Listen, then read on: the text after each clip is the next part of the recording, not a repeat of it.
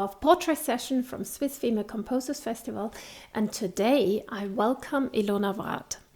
Ilona Raad lives in Montreux, has come all the way out here to the interview, and she has a rather very interesting background for being a composer, or not a composer, and how she does her daily business.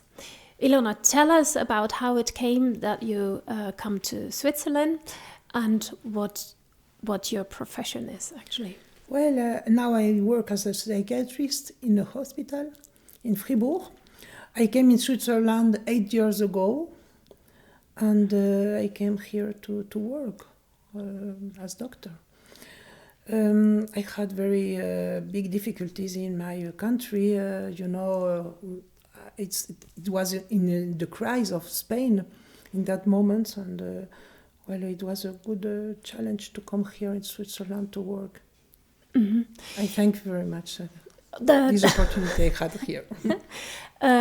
You have a little of a musical background from your parents. I know you had a green piano. I want to point this out because who has a green piano to practice on?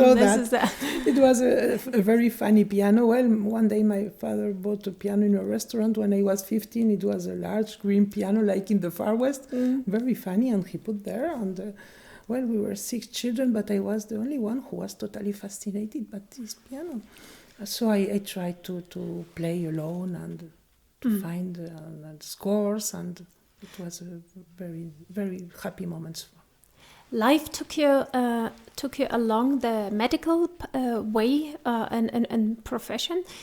You are just like Charles Ives. You don't live a full life composer's life. You are mainly a doctor or psychologist. Well, I'm doctor. To be no psychiatrist. To be psychiatrist, you must be a doctor first. Okay. You're a medical doctor. Yes, I'm medical doctor. And like Ives, you earn your living differently, but as he did, your devotion and your love is for music, and you compose alongside. The composer side started with dramatic impact in your life. Yes. Please. All right. I had a son who played so nicely piano, and he wanted to become a composer. He was ill. He had cystic fibrosis, and he died after a lung transplantation when he was 25. Mm-hmm. When I was at home listening at him, he was trying to find notes, and many times I found in my head the same note than him. So I told him, I found the same notes than you, what happens? And he said, well, that's harmony. And he tried to encourage me to compose, but because I had music, I could listen melodies in my head and thinking about music, but I hadn't time. It was not possible. I was finishing my studies. I really finished at 49 years my studies of medicine, and I had no time.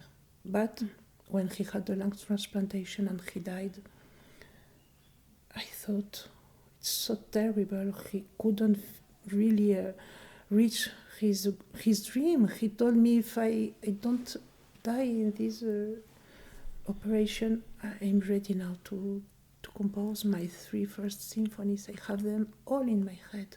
So it was your start of continuing his dream, and it helped you. I thought I must, yes. To get over and through this terrible loss as a mother, losing a child. Yes, it was terrible. It helped me to survive, to go on the piano and try to play. First, I improvised because I don't have any music knowledge. I just knew the notes, and he showed me before he died how the final goes, on the computer, but I couldn't go to a conservatory to learn all the harmonies, so I thought, I have 2 years. I will try to do by ear, improvise, and if I find nice accords, I will do something with them.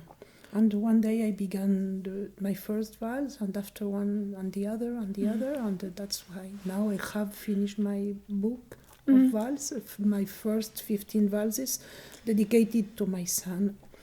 And music has helped me so much really. It's like a caress on my heart when I sit on the piano and I play. We have chosen for today 2 of your pieces. I had the choice. I chose, and by chance, I chose one of your favorites. Yes. That was Intuition. The last one. First, I'm going to play 2 of your pieces. One is called Forbidden Love. This is an earlier piece, isn't it? Yes, that's the first one. That's the very first. The very first piece that you dedicated to a friend, Aldis.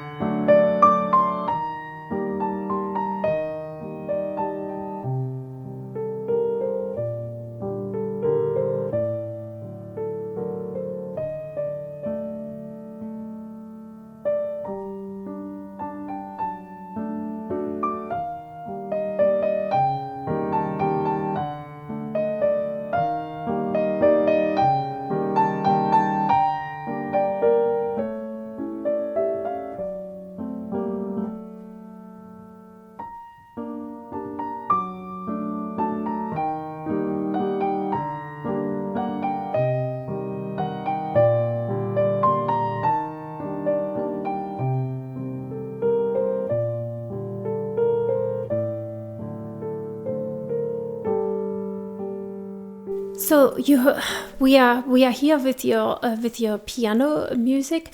I'm also going to perform it in a concert, 2 of your pieces, those 2 pieces, which is going to be the premiere for your piano music performance. You are also working on new things. You're exploring new settings in music. You were saying you're working on a quartet.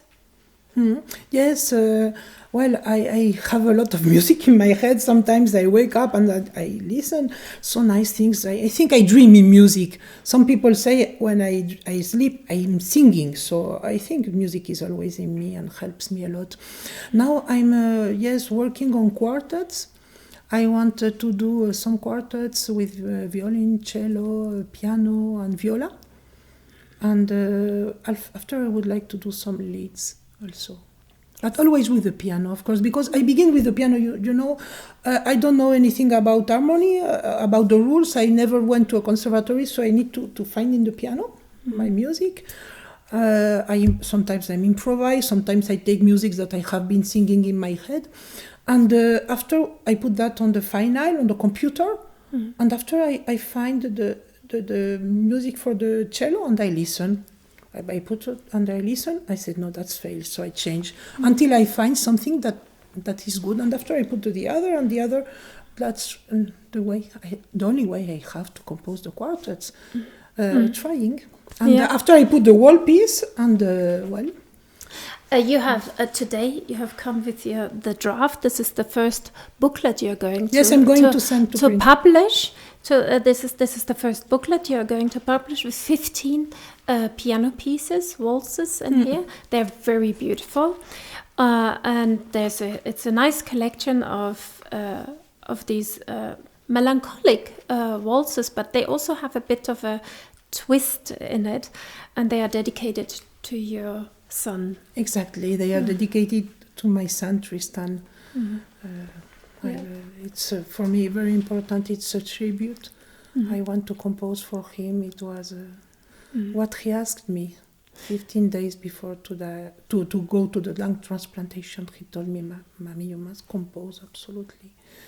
You can be a composer even if you are more aged. It's not a problem. You always can begin to compose." That's correct. And that's why we are going to hear another of your pieces. It's called L'attente. L'attente. You can say it better. L'attente. That means the waiting. The waiting. The waiting. What was the idea about L'attente?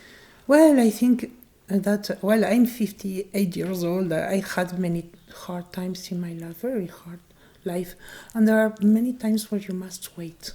You can wait for a love. You can wait for example, in the lung transplantation of my son. You can wait for a lot of hard things or nice things, but waiting has also a tension, and after the resolution of the tension, so it's something that becomes obsessionally.